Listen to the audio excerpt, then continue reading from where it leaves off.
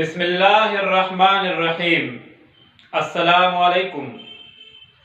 Abdel Fattah Baladi, government girls degree college Shahpur Chakar. آج کی class میں ہمارا سبجیکٹ اردو سلیس ہے اور یہ فرسٹ ایئر کلاس کے اندر 11ویں جماعت میں اردو سلیس جو سبجیکٹ رکھا گیا ہے اس کے متعلق ابتدائی کلاس ہے، ہماری پہلا لیکچر ہے۔ تو آغاز میں سبجیکٹ کا تعارف،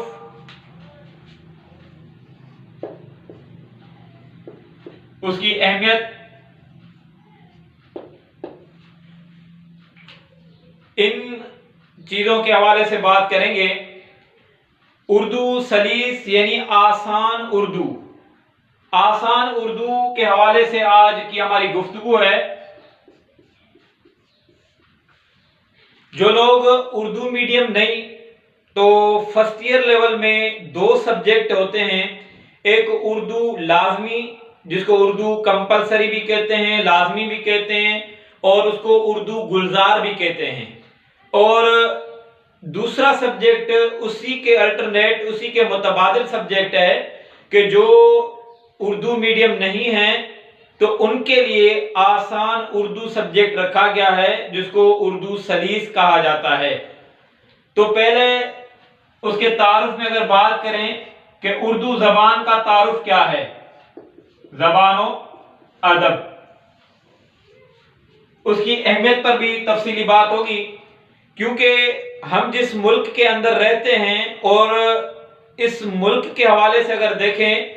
تو وہاں پر اس اردو زبان کو سرکاری زبان کے طور پر بھی ایک درجہ ملا ہوا ہے۔ اور اردو زبان کی پہلے ہسٹری پر اگر بات کریں ہم کہ اردو زبان وجود میں کیسے آئی، اردو زبان کا تعارف کیا ہے، اور پھر اس کی اہمیت پر بھی بات ہوگی۔ تو پہلی بات یہ ہے کہ اردو لفظ جو ہے، اس کی لفظی معنی میں اگر جائیں تو یہ لفظ ترکی زبان سے نکلا ہوا ہے، اور اس کے متعلق اردو یا پھر کہیں کہیں پر اردو کا لفظ بھی استعمال کیا جاتا ہے، کیونکہ ہمارے مخاطب جو ہیں وہ فرسٹ ایئر لیول کے اسٹوڈنٹ ہیں، تو سطحی چیزیں، بنیادی چیزیں محدود بھی ہوں گی اور مختصر بھی ہوں گی، زیادہ ڈیپ میں نہیں جائیں گے۔ تو اس کا تھوڑا مختصراً تعارف کرا دیں کہ اردو زبان کیسے وجود میں آئی اور اردو زبان کی افادت اور اہمیت کیا ہے۔ پہلی تو چیز یہ ہے کہ زبان کا مقصد ہوتا ہے کہ اپنی بات، اپنا اظہار، اپنے احساسات لفظوں کے ذریعے، الفاظ کے ذریعے اگلے تک پہنچانا۔ اب اس حوالے سے اردو زبان بھی وجود میں اس طرح سے آئی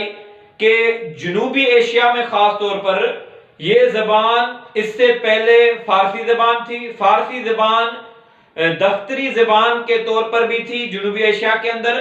فارسی زبان کا بہت زیادہ عروج تھا، اگر اسلامی لٹریچر کے حوالے سے بات کریں تو وہ عربی سے جنوبی ایشیا میں جتنا بھی مواد تھا وہ تقریباً فارسی زبان کے اندر ملتا ہے۔ پھر سرکاری طور پر دفتری لینگویج بھی فارسی کا اپنا ایک عروج رہا تھا۔ مغلیہ سلطنت کے حوالے سے عموماً بات ہے کہ اس میں اردو زبان کا وجود آنا شروع ہوا۔ تو اب اس کے متعلق یہ ہے کہ ترکی زبان کا لفظ ہے اردو، اور اس کی معنی ہے لشکر، لشکر کے طور پر، سپاہ کے طور پر، فوج کے طور پر اس کی معنی، لفظی معنی ہے، ترکی زبان سے ہے۔ ضرورت کے طور پر یہ وجود میں آئی۔ عمومی جو چیز بتائی جاتی ہے کہ وہ یہ ہے کہ ایک ضرورت پیدا ہوئی کہ کچھ ایران کے، کچھ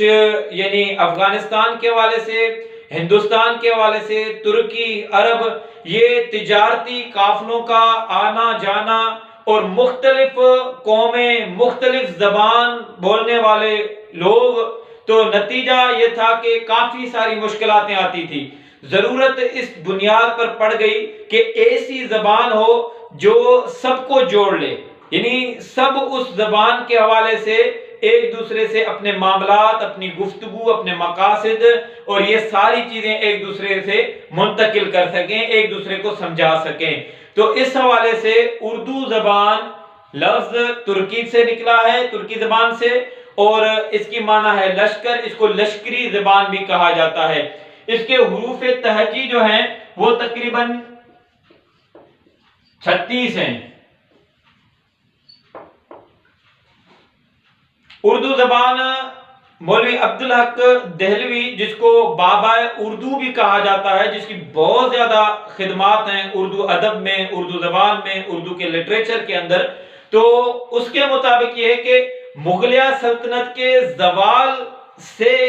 پھر انگریزوں کی آمد سے اس زبان نے زیادہ ترقی کرنا، بنیادی ترقی جو اس نے پائی تو وہ وہاں سے ایک سلسلہ شروع ہوا تھا. ویسے عہد جہانگیری کے حوالے سے بھی بات ہوتی ہے کہ وہاں سے اس اردو زبان کا یعنی آغاز ہوا. شروع میں جب یہ زبان کی ابتدا ہوئی تو ثقہ قسم کے لوگ، باقاعدہ جو ایک علم سے وابستہ اہل علم لوگ تھے، اصول و ضوابط کے پابند لوگ، تو اس طرح کے ادیب، اس طرح کے شاعر لوگ اس زبان کو اہمیت نہیں دے رہے تھے. لیکن آسانی کے ساتھ اور پھر مختلف طرح سے اس زبان نے جب ترقی کرنا شروع کر دی تو یہ لوگ، یہ تعداد بھی باقاعدہ طور پر اس ادب کے اندر، اس زبان کے اندر انہوں نے اپنا حصہ ڈالنا شروع کر دیا اور اردو نے اپنی اہمیت کو منوانا شروع کر دیا. اردو زبان بنیادی طور پر جو مولوی عبدالحق دہلوی ہے اس کے مطابق 2 آبا، یعنی وہ گنگا جمنا کا جو علاقہ کہلاتا ہے یعنی ہندوستان، پھر حیدرآباد دکن جس کی جنم بھومی کہا جاتا ہے، یعنی اردو زبان کی ابتدا، اس کا وجود، اس کی پرورش، یہ بنیادی طور پر حیدرآباد دکن، اور پھر اس کا مرکز جو بنا وہ دہلی سلطنت ہے. اس کے علاوہ اس کا جو مرکز ٹھہرا، بنیاد اس کی جو پڑی ہے وہ لکھنؤ ہے، حیدرآباد دکن ہے، دہلی سلطنت ہے، میرٹھ کا علاقہ ہے. یہ وہ علاقے ہیں جہاں پر اردو زبان نے پرورش یعنی حاصل کرنا شروع کر دی. اردو زبان ادھاری زبان بھی کہلاتی ہے، یعنی اس کا تقریباً مٹیریل، اس کا تقریباً مواد اپنے ابتدا سے ادھارا آیا ہے. ادھار کہاں سے؟ عربی زبان کا بہت یعنی اس کے اندر عمل دخل ہے، وہاں سے الفاظ، وہاں سے آپ کو کافی سارا مواد ملے گا. اردو زبان ادھاری زبان کہلاتی ہے، اور ادھاری زبان کے حوالے سے اگر دیکھیں تو عربی زبان ہے، ہندی زبان ہے، سنسکرت زبان ہے، اور اس کے علاوہ آپ دیکھیں گے فارسی کا بہت بڑا حصہ ہے، اور نہ ہونے کے برابر کچھ حد تک کچھ الفاظ ترکی کے حوالے سے. تو اس کو کہا جاتا ہے اس وجہ سے ادھاری زبان. لیکن اس زبان نے اپنی اہمیت، اپنی افادت وقت کی تیز رفتاری کے ساتھ اس نے اپنی جڑیں بھی مضبوط کرنا شروع کر دی، اور اس نے باقاعدہ طور پر کچھ عرصے میں ایک ادبی زبان کا مقام حاصل کر لیا. اردو زبان پھر ادبی زبان کے طور پر دنیا میں اپنا لوہا منوانا شروع کر دیا. لٹریچر کے طور پر باقاعدہ اس کے پورے قواعد، اس کے اصول، ضوابط، اس کی گرامر، اس کی بیسک چیزیں اب پورے کلیہ قاعدے کے تحت آنا شروع ہو گئی. اس میں اگر دیکھیں اردو زبان کے اندر بہت زیادہ جو اہمیت ہے، عناصر خمسہ کچھ کہلاتے ہیں، یعنی 5 عناصر اردو زبان کے حوالے سے. یہ ایک اسٹیٹس ہے، ایک احترام اور مقام ہے، یعنی 5 بہت بڑے ادیب جو گزرے ہیں جنہوں نے اردو زبان کی ترویج کے اندر، اردو زبان کی نشر و اشاعت کے اندر، اردو زبان کی اہمیت میں، اردو زبان کے ادب کے اندر بنیادی اور بہت بڑا جو کارنامہ یا بہت بڑا جو حصہ ہے وہ ان عناصر خمسہ کا ہے. یہ خمسہ مطلب 5، یہ 5 بنیادی عنصر کہلاتے ہیں، 5 بنیادی پلر کہلاتے ہیں، یعنی اردو ادب، اردو عمارت کے حوالے سے. اس کے اندر ان عناصر خمسہ میں سر سید احمد خان،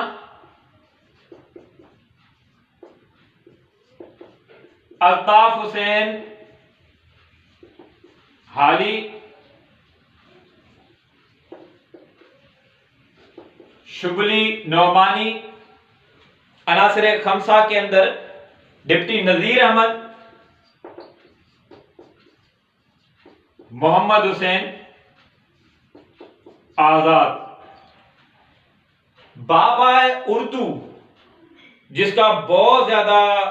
حصہ رہا ہے اردو ادب کے اندر، اور اس کے اندر جدت بھی لانے کی بھرپور کوشش کی ہے، قواعد اردو کے حوالے سے اس نے بہت گہرے قسم کی محنت کی ہے۔ تو بابا اردو کا لقب جو ملتا ہے وہ ہے مولوی عبدالحق بابا اردو۔ اردو زبان اب دنیا کے اندر رفتہ رفتہ اپنا مقام حاصل کرنا اس نے شروع کر دیا، اپنی حیثیت بنانا شروع کر دی، اور باقاعدہ ادب کی زبان آ گئی، لٹریچر کی زبان۔ ادب بنیادی طور پر دیکھیں تو ادب کی معنی ہے سلیقہ، تعظیم، قاعدہ، پاس و لحاظ رکھنا، تو اس کی لفظی معنی یہ ہے۔ اب اگر اصطلاح میں جائیں، زبان کو سنوارنا، نکھارنا، ایسی صلاحیت ایسا ملکہ ادب کی یعنی اصطلاحی معنی میں اگر جائیں تو جس کو حاصل کرنے سے انسان لفظی غلطیوں سے، لفظی عیب اور نقائص سے، یعنی گفتگو کی جو نامناسب چیزیں ہیں اس سے بچا جا سکتا ہے، اور تحریری غلطیوں سے اپنے آپ کو بچانا، تو یہ ادب ایسا ملکہ ہے، ادب ایسی حیثیت ہے، ادب ایسی صلاحیت ہے،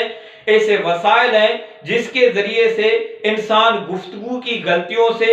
تحریری غلطیوں سے، پڑھنے پڑھانے کی اس اسکل سے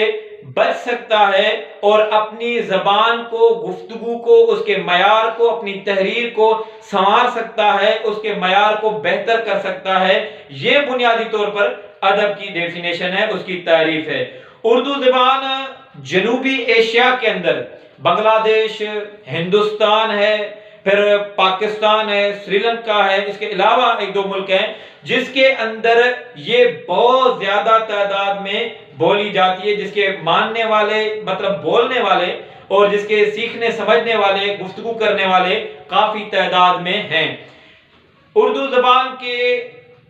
لٹریچر میں دیکھیں، اس کے ادب میں دیکھیں کہ ہر صنف ادب بنیادی طور پر دو چیزوں پر مشتمل ہوتا ہے۔ ادب، کوئی بھی ادب ہو، اس میں نثر اور نظم۔ کوئی بھی زبان ادبی زبان کی یعنی حیثیت میں ادبی زبان کے مقام میں تب جاتی ہے کہ جس کے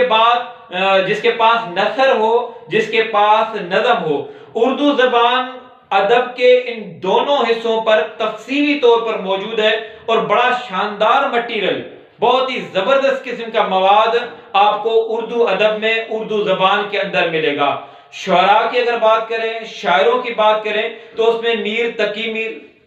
اس میں خواجہ میر درد، اس میں مومن خان مومن، اس کے اندر حیدر علی آتش ہے۔ یعنی شعراء میں ابراہیم ذوق کی بات کریں، اسد اللہ خان غالب کی بات کریں، نذیر اکبر الہ آبادی کی بات کریں، میر انیس کی بات کریں، الطاف حسین حالی کی بات کریں، اکبر الہ آبادی کی بات کریں، اس کے علاوہ بہت سارے نام ہیں، لیکن اس ساری اردو زبان کے شعراء میں ایک مایا ناز نام جو ہے، اور جس نے زبردست قسم کی شاعری اور با مقصد قسم کی شاعری، جس کی شاعری قوم کے لیے بھی ہو، جس کی شاعری ملت کے لیے بھی ہو، جس کی شاعری وطن کے لیے بھی ہو، جس کی شاعری خودی کے لیے، شخصیت کے لیے بھی ہو، تو وہ بہت ہی معروف شخصیت اردو ادب کے حوالے سے ڈاکٹر محمد علامہ محمد اقبال رحمت اللہ علیہ۔ تو شعراء کے اندر انہوں کا جو زبردست قسم کا مواد ہے، ان کی جو محنت ہے، یہ اردو کو اور زیادہ نمایاں کر دیتی ہے، ممتاز کر دیتی ہے۔ افسانے کے حوالے سے بھی اگر دیکھیں تو اس میں منشی پریم چند ہے، اس میں سعادت حسین منٹو ہے، اگرچہ اس کے افسانے، اس کی لینگویج، اس کے ٹاپک معاشرے سے مطابقت رکھتے ہوں نہ رکھتے ہوں، یہ الگ قسم کی ایک بحث ہے۔ اس کے علاوہ راجندر سنگھ بیدی ہے، کرشن چندر ہے، قرۃ العین حیدر ہے، یعنی افسانے کی کیٹیگری میں عصمت چغتائی ہے، غلام عباس کے افسانے ہیں، اور ممتاز مفتی کے افسانے، انتظار حسین کے، احمد ندیم قاسمی کے۔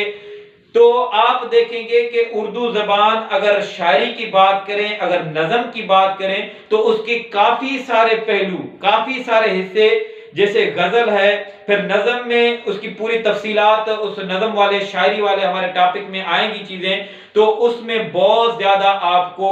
دلچسپ قسم کا، آسان فہم کے اندر بھی اور بامقصد قسم کی شاعری، جس کے اندر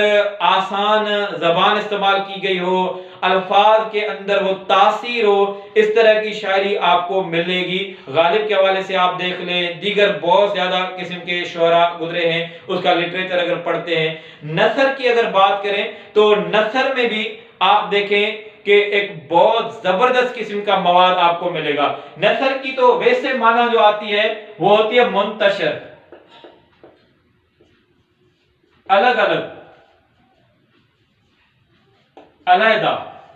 نثر جیسے یہ میری گفتگو ہے، نثر کے اندر ہے، یہاں جیسے مثال کے طور پر اخبارات ہوتے ہیں، افسانے ہیں، ناول ہیں، مذہبی لٹریچر ہے، مذہبی لٹریچر کے اندر تفسیر، حدیث، یعنی اسلامک اگر بات کریں کہ اسلامی ریلیجنز کے یعنی لٹریچر کی بات کریں تو اس کے اندر، یا پھر ہندو مذہب کے حوالے سے جو لٹریچر ہے وہ بھی آپ کو ہندی میں تو ویسے ہی اس کی بیسک چیزیں ہیں، بنیادی چیزیں ہیں، لیکن اردو کے اندر بھی آپ کو یعنی نثر میں کافی ساری چیزیں مل سکتی ہیں۔ اس میں نثر کے حوالے سے اگر حصے کی بات کریں، ناول ہے، افسانہ ہے، داستان ہے، ڈرامہ ہے، یعنی نثر کے جو حصے ہیں اس میں سفر نامہ ہو گیا، اس میں خطوط ہیں، اس کے علاوہ اس میں انشائیہ، خود نوشت ہیں، آپ بیتی، ڈرامہ، کہانی، ناول، افسانہ، داستان، یہ ساری نثر کی قسمیں، نثر کی صنف ہیں۔ اس کے اندر بھی آپ کو شاندار قسم کا مواد اردو کا ملے گا، اردو کے اندر، اردو ادب میں، اردو زبان کے اندر، اردو لٹریچر کے اندر۔ اسی طرح دوسرا حصہ جو ہے وہ ہے نظم کا۔ نظم کی لفظی معنی تو ہوتی ہے موتی پرونا، موتیوں کی لڑی، موتیوں کو پرونا، اس کو ترتیب میں رکھنا، اس کو ملا کر رکھنا، لیکن پھر نظم جو ہے آج کل اس کو شاعری کہا جاتا ہے۔ نظم ادب کی ایک الگ سے باقاعدہ مستقل اور کافی صنفوں پر مشتمل ہے، تو اردو نظم کی اگر بات کریں تو اس کو اردو شاعری بھی کہا جاتا ہے آج کل کے حوالے سے، آج کل کے دور میں۔ تو اس میں کلام کو خاص ترتیب میں، خاص وزن میں پیش کیا جاتا ہے۔ پھر اس شاعری کی صنف کے اندر آپ دیکھیں گے مختلف قسم کی چیزیں ملیں گی۔ غزل ایک باقاعدہ الگ صنف کی حیثیت ہے اس کی۔ پھر نظم کے اندر الفاظ کی ترتیب، الفاظ کے اوزان، اس کے جو وزن ہیں، پھر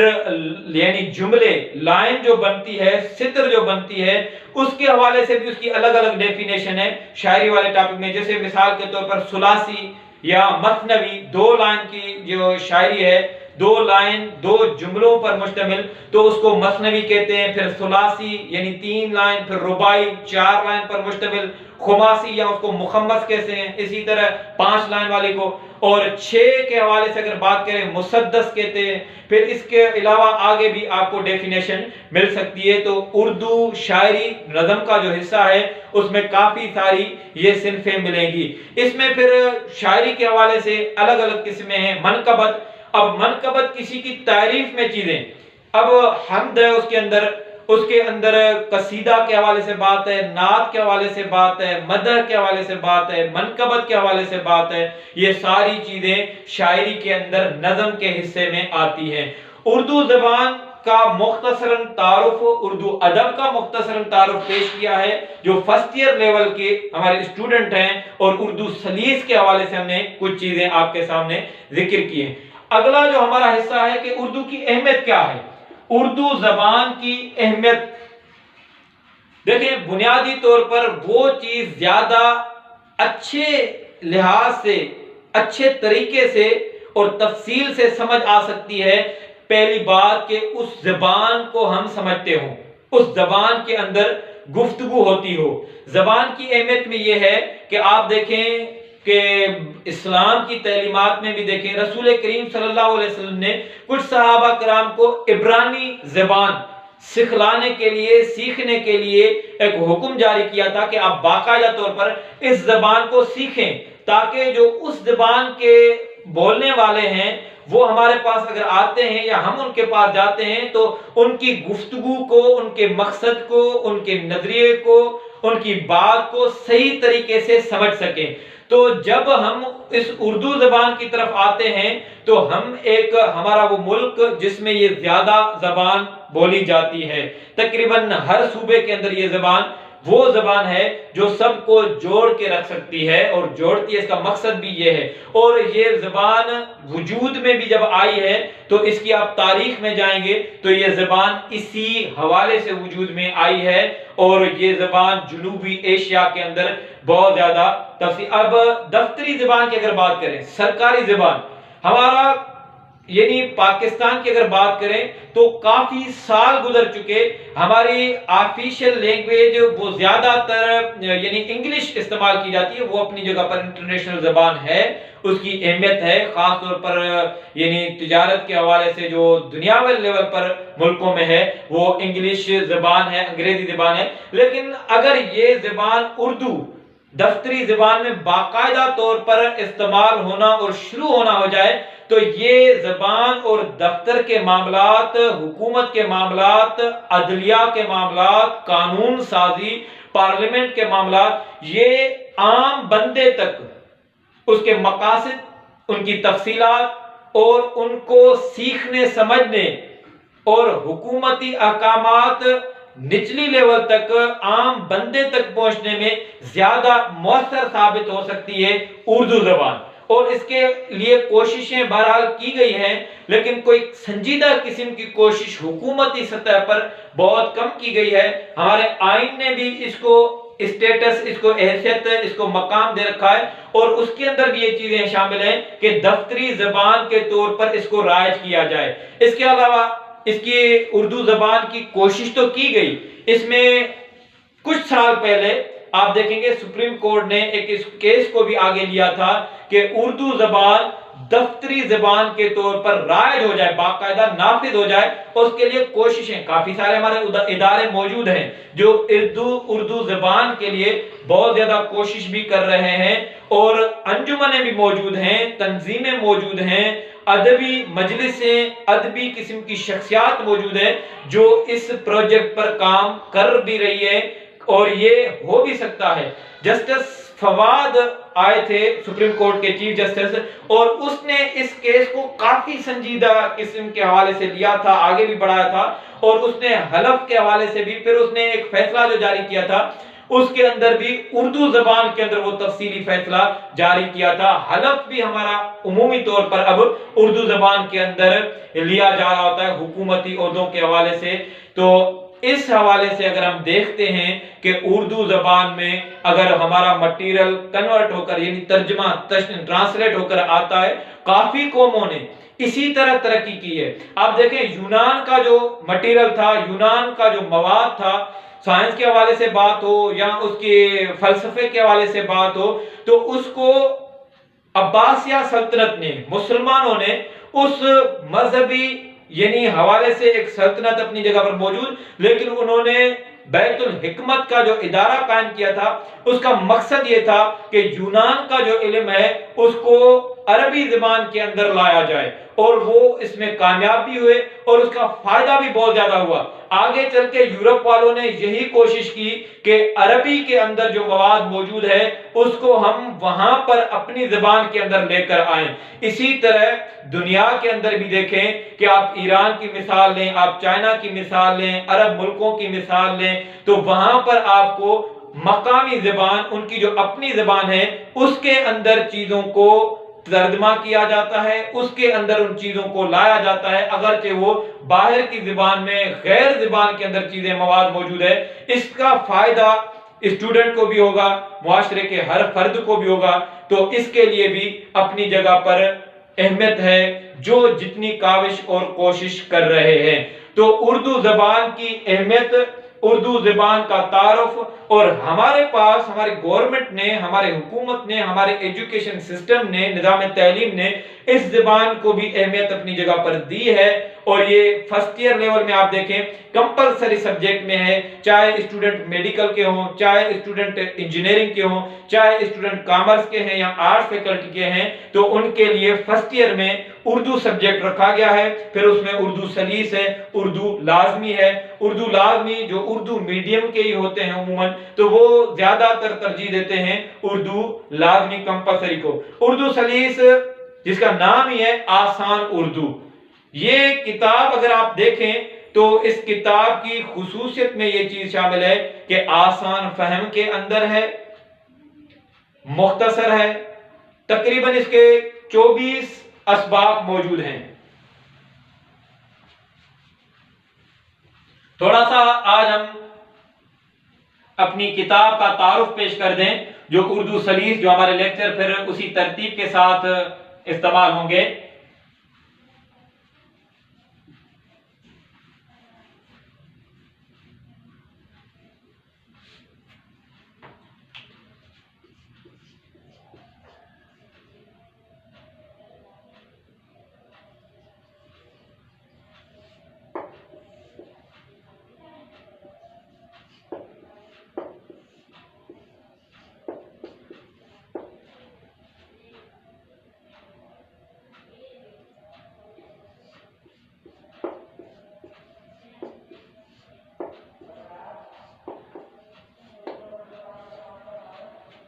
اردو سلیس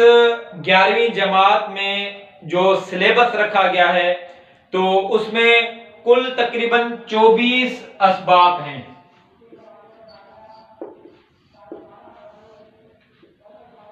24 اسباق ہیں جس کے اندر 8 نظم اور 16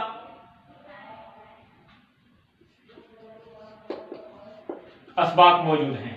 بنیادی طور پر یہ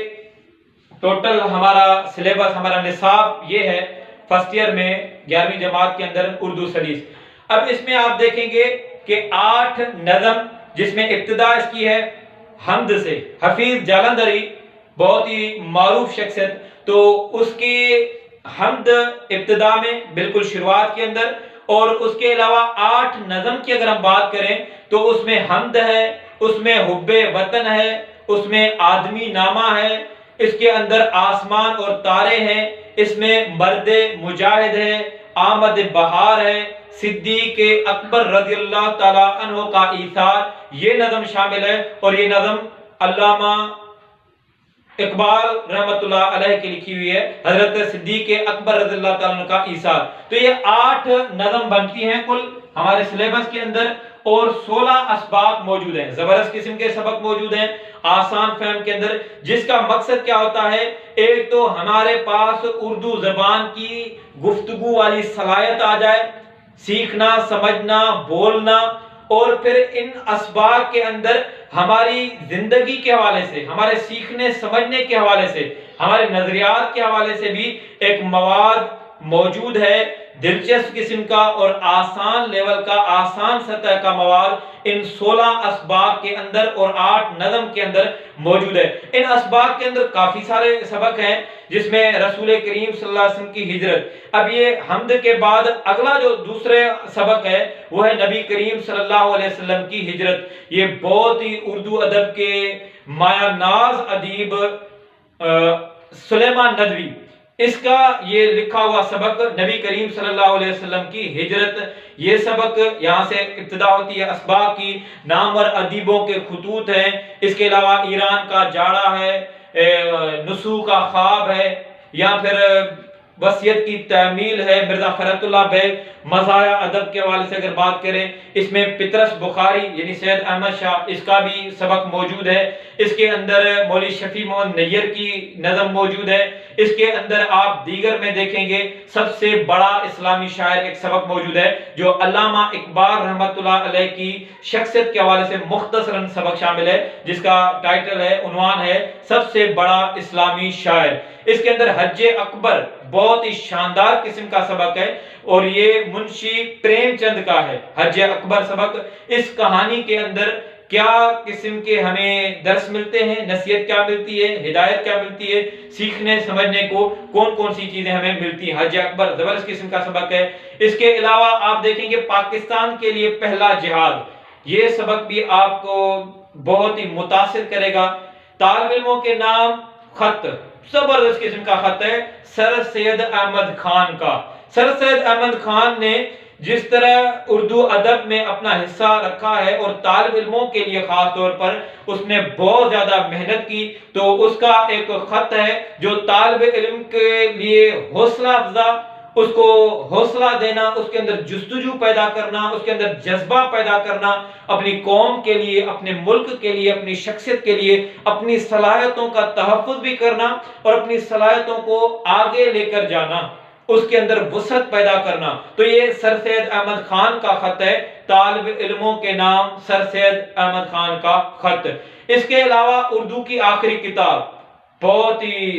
مایا ناز قسم کی مزاح اس کے اندر شامل ہے، حالانکہ یہ تو ایک دوسرا سبق ہے، کتاب ہے محمد حسین آزاد کی، اس کے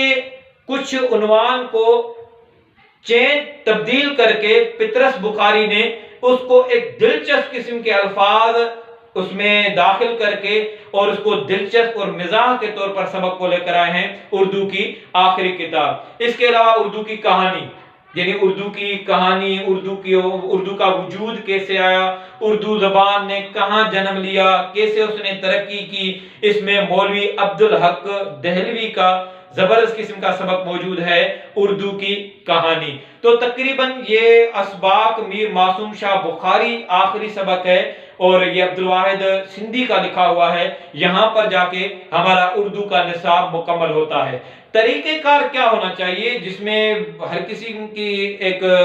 جستجو کوشش ہونی چاہیے، اس کا مقصد یہ ہو کہ ہمارے طالب علم کو، ہمارے طلباء کو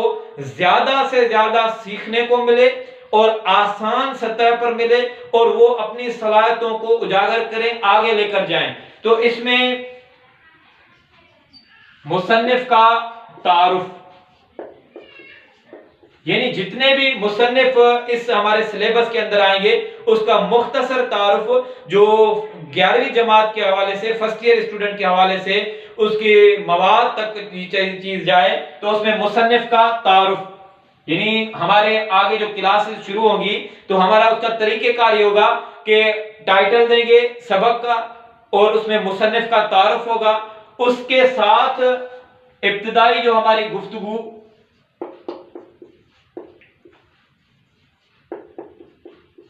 جس میں ہوگا سبق کا مقصد، عنوان، اہمیت، مصنف کا تعارف، سبق یعنی سبق کی اہمیت کیا ہے،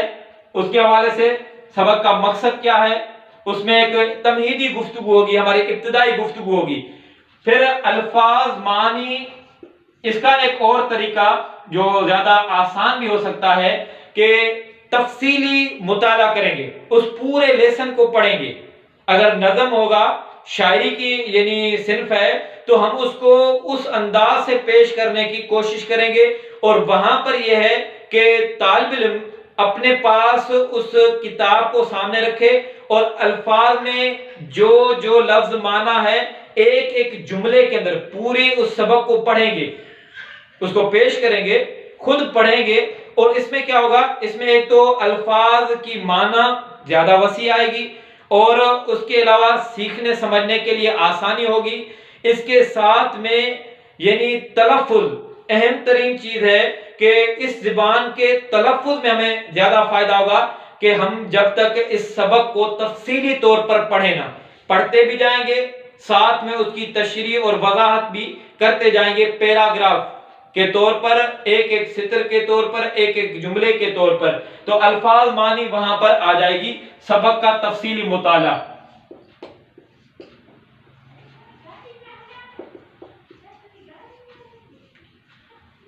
سبق کا تفصیلی مطالعہ ہو گیا، الفاظ معنی آ گئی، مصنف کا تعارف ہے، ابتدائی گفتگو ہوگی اس عنوان پر، اس ٹاپک پر، اس سبق کی اہمیت پر،